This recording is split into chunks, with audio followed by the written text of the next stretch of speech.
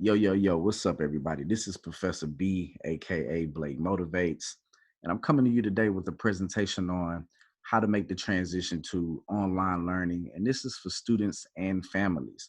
I've come across a lot of materials out there for instructors, so I just wanted to put together a few slides that will help students in particular, but students and families as we all make this transition during these unusual times. Okay, so first and foremost, I want to say I hope that everyone is staying healthy. I hope that everyone is taking care of themselves. That is the most important thing. During this time, we know that a lot of schools, the majority of schools, pretty much all schools, K through 12, high school for me, I'm focusing on college students and even middle school students, will be transitioning to online learning. What does that mean? Classes in school is not canceled. Right now, schools are just transitioning to finishing the course, finishing the semester online. So students are still required to do work. Families are still required to make sure that students are locked in, completing assignments. But most of all, students, it's on you. So I want you to know, number one, I have confidence in you.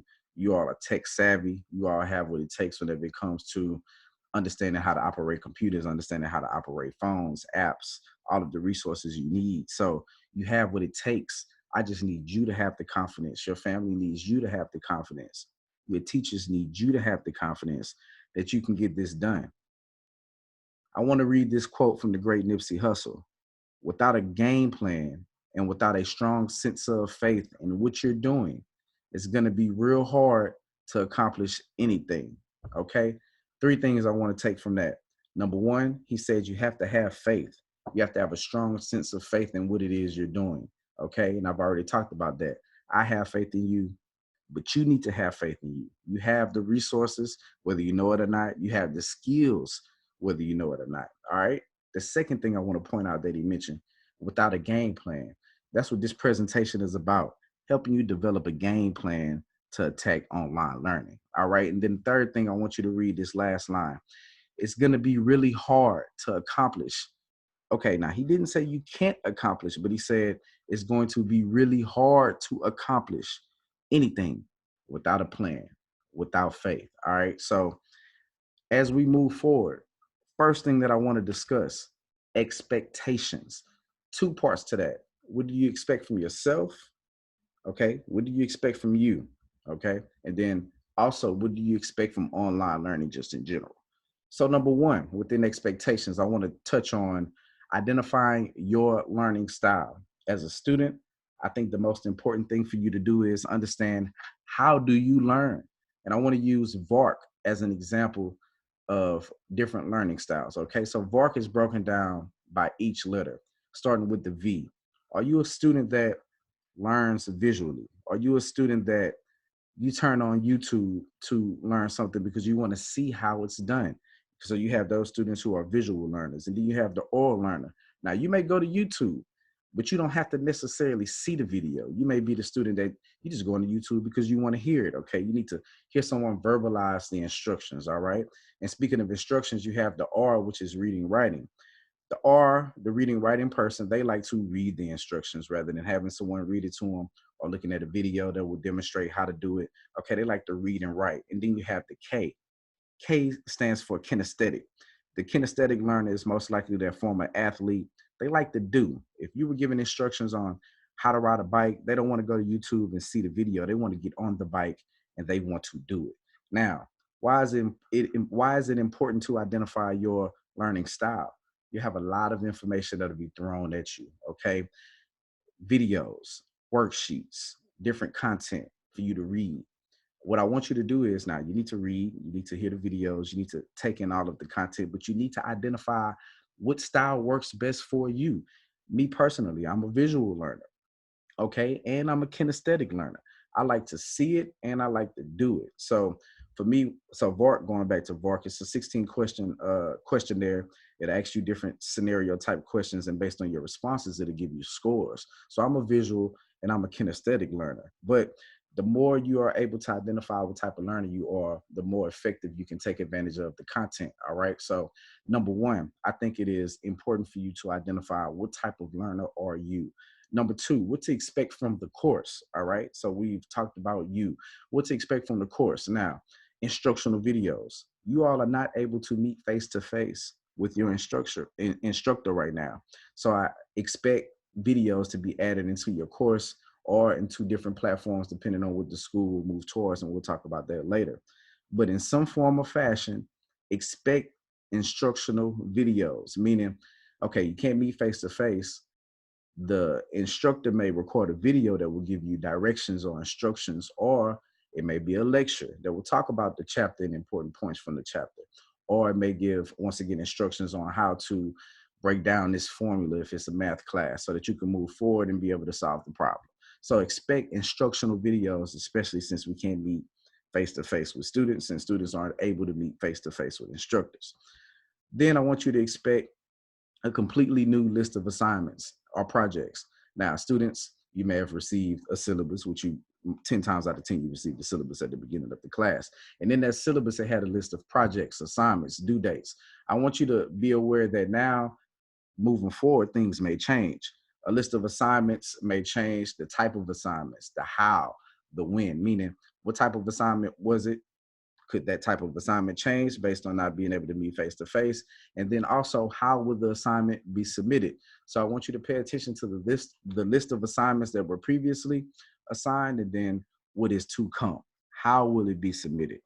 When will it be submitted? Okay. And I'll talk about due dates in a minute. Furthermore, discussion boards.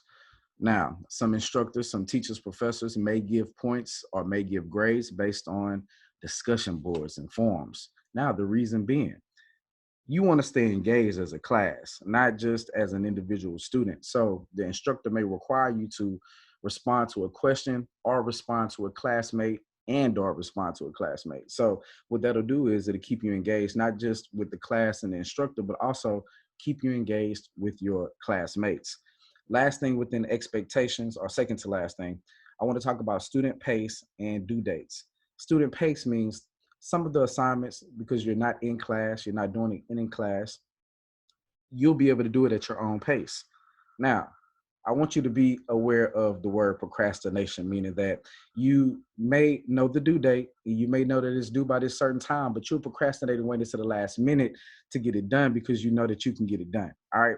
I want you to understand student pace. Don't take it for granted. Get the work done as soon as you get the assignments, or get the plan done, I should say. As soon as you get the assignments, as to how will you get it done. Pay attention to the due dates. Due dates are very important. So don't procrastinate when it comes to student pace. Last but not least, some instructors may move to having online real-time class meetings. If that is the case, then be prepared for that. The platform, it'll differ. Some schools, they already have an online platform set up.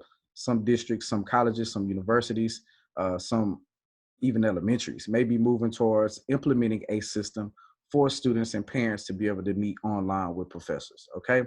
Now, there are two important areas whenever it comes to maximizing an online course. Okay. Those two areas are communication and time management. So first, I'm going to discuss a few communication keys. Communication is about staying engaged. So first thing, whenever we're talking about staying engaged, you want to identify your instructor's preferred or other methods of contact. Meaning, does your professor, does your teacher prefer to be contacted through email? Will they be sending out notifications and class updates through email? Okay. I also have here text call. Now you may say, well, a professor, they're not giving out their number. So for me, in my classroom, as an adjunct professor, as someone who teaches high school sophomores and regular college students, but I have high school freshmen and sophomores in some cases. I have high expectations from them when it comes to attendance, when it comes to being on time. You respect my time, I respect yours. When it comes to effort, and when it comes to attendance and being on time, because I have those high expectations, I fully open the lines of communication. So for me, I share my phone number. I give students the access to text me, because if there's an emergency situation, I still want you to communicate, but I'll give you my phone number so that you can text me or call me if necessary. Now, because we're in an emergency situation, and we now have most schools moving to online, some professors, some teachers, some instructors, they may be willing to give out their phone numbers for text or communication. Why? Some students will have questions. A lot of students will have questions. So to open the lines of communication, some students may have access to the professor via text so that you can get the question answered a little bit quicker. All right. Some professors may set up group messaging, for example, group me. They may set up a group me so that if I put a message out here, I can guarantee that everyone in the group sees or has access to seeing this message, which will make it a little bit easier. And then also some professors, some instructors, teachers may utilize social media. Okay. For example, several school districts, several schools, several colleges, universities have Twitter accounts. Okay, so they may provide information, not just the instructor, but the district, the school itself may provide information through Twitter. So it's important to check to see if information will be distributed through social media networks as well. So just to recap, email, text, group messaging, social media, you want to not only make sure that you know the preferred method of contacts and all method of contact, but check those at least 2 to 3 times daily. You don't want to just check it one time, go on about your day. You want to make sure that you're staying updated. Things are going to change rapidly. So you want to make sure that you're checking your email, checking your text messages, checking your group messaging constantly, 2 to 3 times right before that you see at least, okay? So I want you to make sure that you're staying up to date with all of the information that is being distributed through your professors, through your school, just in general, okay? Through your university, through your college. All right, moving forward, I want you to consider downloading online course and email apps. What is that about? The objective is I want you to get direct access to your phone. Okay. The one thing that you have in your hand at all times, or you have close to you at all times, is your phone. 2 weeks ago, I asked my student to put her phone away, and it took everything with her life, everything in her life, just to put her phone away. So she couldn't see it. I said, put it in your bag. She couldn't see her phone, and it was just killing her. Okay. So you love your phone. Now is the time to take advantage of your phone. Okay. What does that mean? So certain colleges, universities, they already utilize apps, or not apps, services, platforms such as Canvas. So Canvas, for me, I encourage my students to download the Canvas student app at the beginning of the semester. Now, you can't do everything through the app, but you can do a lot through the app. So whenever I send communication to the class, I use Canvas. What does that mean? If you have the app as a student, you can get the direct notification. You don't have to go through an email login on the computer. You can get the email directly to your phone through the Canvas app if you have the app downloaded to your phone. All right. Also, some schools utilize Blackboard. I'll talk about those later. But also, whenever schools, or the professor, I should say, says that they're going to use email communication, it is important for you as a student to have that email communication coming to you directly to your phone. So most schools are set up through Outlook, or they're set up through an email server. So what you need to do is find out the email server that your district, your university, your school utilizes, and you want to make sure that you have that downloaded so that you can log into your student email and then get those emails directly to your phone. An easier way to do it, or it may be complicated depending on who your service is through. If you're through iCloud or through Gmail and you have an email set up through your phone, you may be able to connect your student email to that email so that you can get the notifications directly to your phone. So let me reiterate what I'm saying here. It's all about phone access. If your online course has an app, download it and log in so that you can get direct access. If you have email as the preferred method of contact, and most likely you'll have to check emails anyway, download the email app or attach the email to the phone email, meaning your Gmail or your iCloud email. You want to make sure that you're getting emails and notifications regarding your class directly to your phone. So the first two things: communication with your instructors, the preferred method of contact, and then you want to make sure that you're getting the apps and the notifications directly to your phone. So download the app so that you can get the notifications directly to your phone.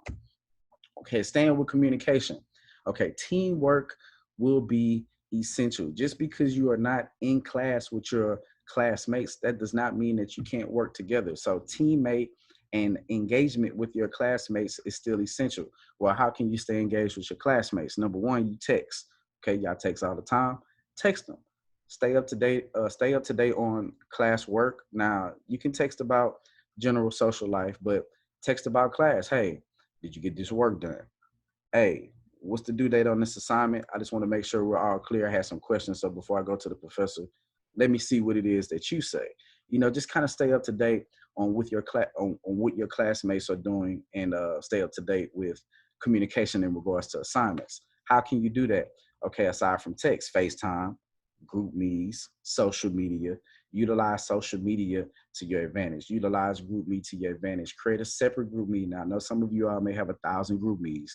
Create a separate group meet for that class or for those people that you will work with to help hold you accountable, because at the end of the day, it's all about helping each other so that we can get through these times. So stay engaged with your classmates. Moving forward, self accountability.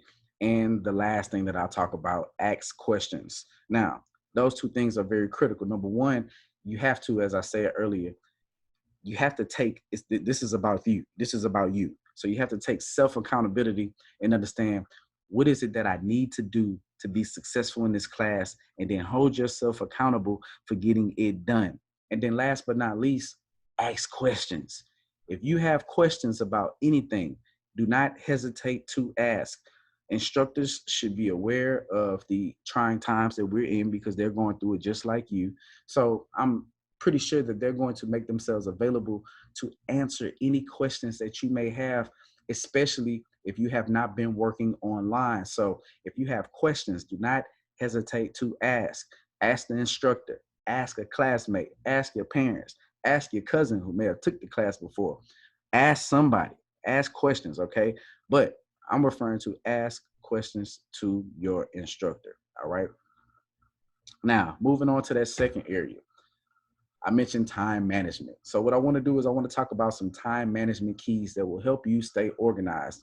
Time management is about staying organized so that you can be efficient with your time, okay? Getting updated agendas and schedules for each class is critical. As I mentioned earlier, things are going to change with assignments and assignment due dates. So you want to make sure that you get an updated agenda and schedule for each class. Determine if you'll have real-time meetings, and determine the updated assignment project due dates. Real-time meetings, meaning if you had a class at 8 a.m., it may be required that you get on Google Hangouts, which I'll talk about earlier, or Zoom, which I'm using to record this, and still meet with your instructor during that time. So if that is the case, I suggest that you identify whether or not you'll have real time online meetings, because that'll be important. You don't want to think that you're just going through the motions and you'll have to get work done at your own pace, and you don't realize that you have to still meet with the instructor. So you don't wake up at 8 o'clock. You don't set your alarm, and there could be consequences. And I hope there are consequences to not meeting in real time if you have those requirements. So you want to make sure that you identify, do you have to meet in real time? And then lock in those due dates for assignments, of course. So get the updated agenda, get the updated schedule. Next, once you have those important dates, you want to create a daily schedule. Now I have daily schedule here, but you want to create a daily schedule, a weekly schedule, a monthly schedule, okay? If your class will have real-time meetings, create your schedule around those times. If not, you want to create your own daily schedule or routine. Now, how can you do that? Once again, I'm very serious about utilizing apps. Now, I'm a person who likes to write, but I'm also aware that I utilize my phone. My phone is always with me. If I don't have my notebook with me and I'm out driving and something is coming to mind and I have it in my notes, I can go to my phone notes to be able to refresh my memory. So what I want you to do is consider, once again, utilizing apps on your phone or a journal. If you're the person that likes to write, you won't be going anywhere. So if you want to utilize during this time a journal to write down important dates, that will also work. So some of those apps that you can utilize. For me, I utilize my Google Calendar. I also utilize my notes on the phone. So I have an icon list here. You can see different apps that will help you. And I know by now I've mentioned several apps. Yes, clear space on your phone to add the important instructional apps you need. Okay, you got a lot of videos, you got a lot of pictures. You may have a lot of apps that you don't necessarily need. Clear the space that you need on your phone to be able to add the apps that you need to be able to stay organized, whether that's notes, whether that's calendars, whatever works best for you. Okay, moving forward, I want you to understand resource availability. What does that mean? So with my students, with the district that they are in, they all get laptops to take home. Unfortunately, every student does not have a laptop to take home. So you need to identify at what point will you have availability to a computer, at what point will you have availability to a laptop, a smart device. My hopes is that most of the work that will be required to be done can be done through the phone. It can be done through the app. But the reality is, if there are writing assignments, you'll have to use what's called Microsoft Word, you may be familiar, or Microsoft PowerPoint, or Excel if you're working in a math class or business class.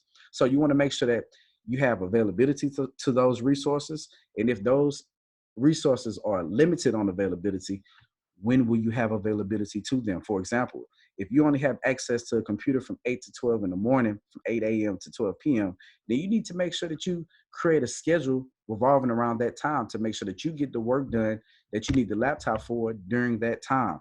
Okay, once again, this is about self accountability. All right, so looking at those time management keys, I want to go back one time. Get the updated agenda or schedule for each class. All right. Once you have those updates in regards to the meeting times, in regards to videos, in regards to due dates, then you want to create a daily, a weekly, a monthly schedule to close out this semester so that you can have a daily routine, so that you can hold yourself accountable. How can you do that? Utilize apps, write stuff down. Okay. Write down the important events, the important dates. Okay, write down the assignments, and then make sure that you understand your resource availability so that you can understand how to manage your time. All right. Now, I want you all to familiarize yourself with the resources that you see on the screen right now. Some schools have already been utilizing certain resources such as Google Hangouts. Some of you all may be familiar with Zoom, Skype in particular. But what I want you to do is I want you to familiarize yourself with online virtual meeting sites, and then I want you to familiarize yourself with online course activity sites. So some students, if you're in college in particular, you may be already utilizing Canvas, as you can see at the bottom of the screen. And my hopes is to take you to Canvas so that you can see what that looks like, because the community college that I'm an adjunct professor at, we utilize Canvas. But I want to start with Zoom.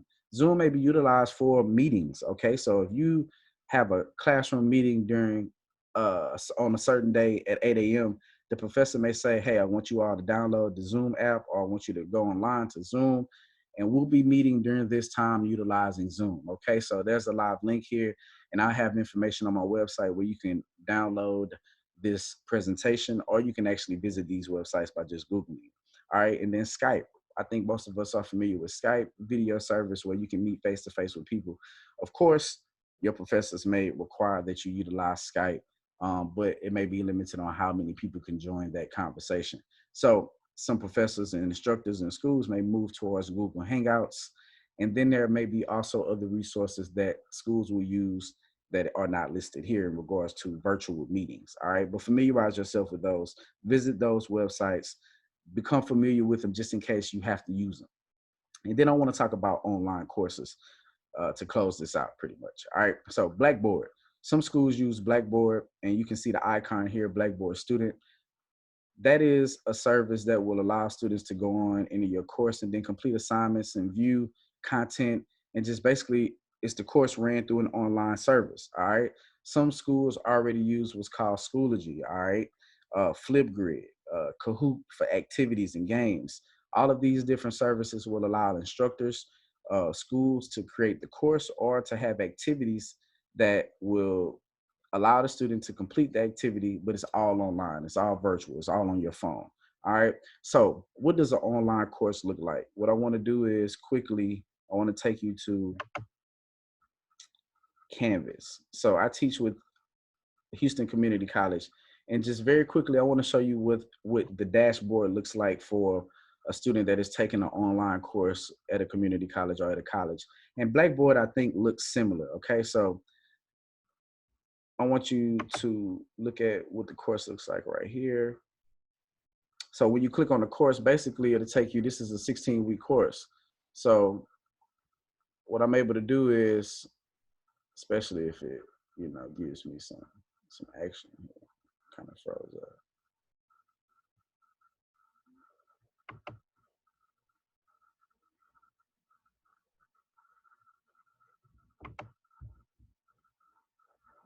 Basically, what it'll do, when I scroll down, you'll see that there are 16 weeks worth of content. And within each week, you can add whatever it is that you want to add. So I'll just click on a random week here. And then you can see there are learning objectives. You can upload a PowerPoint. Some professors, of course, will be moving to uploading video content and whatever it is that you want to provide for the students to view, to complete, you can upload it in the course. Okay, so once again, you'll have a dashboard, and then you'll have the course, and then you can go in and select by the week what type of content to complete in each course. Once again, this is Canvas, but Blackboard looks similar, and then a lot of the several of the platforms are similar. Okay, so students, once again, my encouragement is I want you to understand this will be a challenge. Okay, this is a quote from the great Kobe Bryant. Everything negative, pressure, challenges, is all an opportunity for me to rise. Okay, this will be a challenge, particularly for the students who have not been familiarized with online learning platforms. I want you all to be encouraged because you have what it takes. You are tech savvy. You know how to create a social media account. You know how to log into a computer, how to access Word, how to get it done. You may not think that you do, but you know how to get it done. So I want you to lean on those skills. Lean on the times you've been raised in with technology and having a computer in your hands at all times in the form of your phone, because this is a challenge. And although some people look at it negative, although some people look at it as pressure, this is an opportunity for you to rise. I want to close it out. If anybody has any questions, okay, this is recorded, so you can't ask questions live, but I do want to provide myself for any questions to be answered. You can follow me through social media, okay? Everything is Blake Motivates. My LinkedIn is Blake Simon, BlakeSimon, on LinkedIn. That is the only one. Everything else, Twitter, YouTube, Facebook, Instagram, is all Blake Motivates. If you have questions, you can contact me through any social media platform, or you can email me. I'll also have all of this information available on my website at blakemotivates.com/online, where I'll have this presentation, I'll have this video, and I'll have some resources listed. So hopefully everyone has been able to get some value from this. I know it went pretty quickly, but I didn't want it to be long and drawn out. You can go through it, you can decipher through it and see what is most important to you. But I just wanted to provide some information. And then I also want to end this by reiterating what is the most important thing right now, which is your health. I want you all to stay healthy. I want you all to stay isolated if that's what you need to do, if you're feeling some symptoms. But I want you all to stay healthy, and then also take on this challenge. You can get it done. The world is not going to stop. So you need to make the adjustments. All right. If you have any questions, reach out to me. Everybody stay blessed. Peace.